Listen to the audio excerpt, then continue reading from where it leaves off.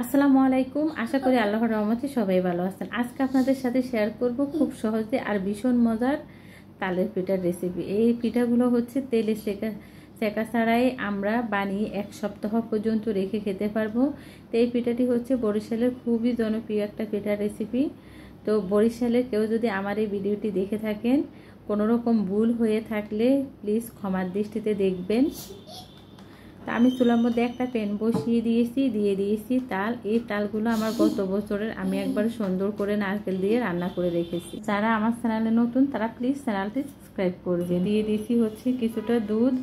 আপনারা যতখানি পিঠা বানাবেন ওই পরিমাণে দুধ আর তাল দেবেন। দিয়েছি চিনি আর দিয়েছি স্বাদ মতো লবণ, দিয়ে দিয়েছি 1 চামচ ঘি। ঘির পরিবর্তে এখানে আপনারা রান্নার রেগুলার তেলও দিতে পারেন। এখন সব কিছু একসাথে ভালো করে মিশিয়ে নিয়েছি। তো তালের মধ্যে বলক আসা পর্যন্ত অপেক্ষা করব। দিয়ে দিয়েছি নারকেল। তো তালের মধ্যে তো আমার আগে থেকে নারকেল ছিল, এখন আরও কিছু নারকেল দিয়েছি, তাহলে এই পিঠাটা খেতে আরও বেশি ভালো লাগে।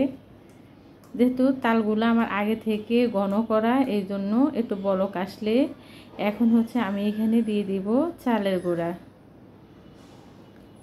তা আমার যতখানি চালের গুঁড়া লাগবে আমি ততখানি চালের গুঁড়া দিব। একটু অপেক্ষা করব চালের গুঁড়াটা সিদ্ধ হওয়া পর্যন্ত। আমি ঢাকনা দিয়ে রেখে দিয়েছি 1 মিনিটের জন্য।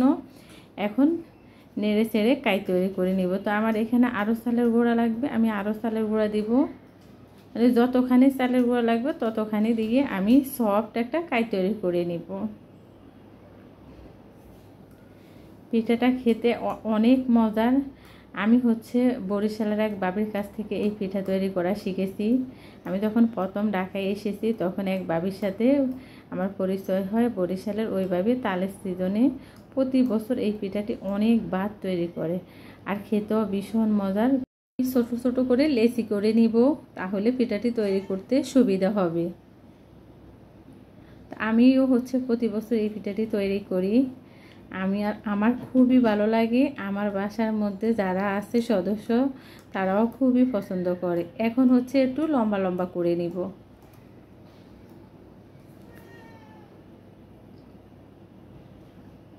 আমি সবগুলো হচ্ছে একইভাবে লম্বা করে নিব। তো লম্বা করলে হবে না, আরও একটু কাজ আছে। আমি সবগুলা হচ্ছে লম্বা লম্বা করে নিয়েছি। এইখানে আমি হচ্ছে কলা গাছের একটা খোল নিয়েছি। আপনারা কি বলেন আমি জানি না, আমাদের ডিস্ট্রিক্টে হচ্ছে কলা গাছের খোল বলে। ওই খোল কেটে নিয়ে আমি উপরের চামড়াটা ফেলে দিয়েছি। এখন দেখেন আমি ওই লম্বা করা লেচিগুলোকে হচ্ছে একটু ডলে নিলে কি সুন্দর ডিজাইন হয়। তো খুবই সুন্দর লাগে দেখতে, কাছ থেকে আরও বেশি ভালো লাগে, আর খুব সহজে এই পিঠাগুলোর ডিজাইন হয়ে যায়। দেখেন কতটা সুন্দর হয়েছে। তো আমি একইভাবে সবগুলা পিঠা তৈরি করে নিব।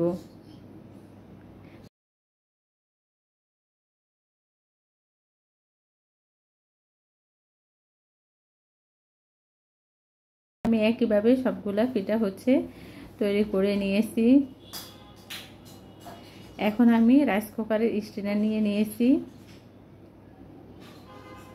যেহেতু পিঠাগুলো আমরা ভাপ দিব, এই পিঠাগুলো তেলে সেকতে হবে না, ভাপ দিলে হয়।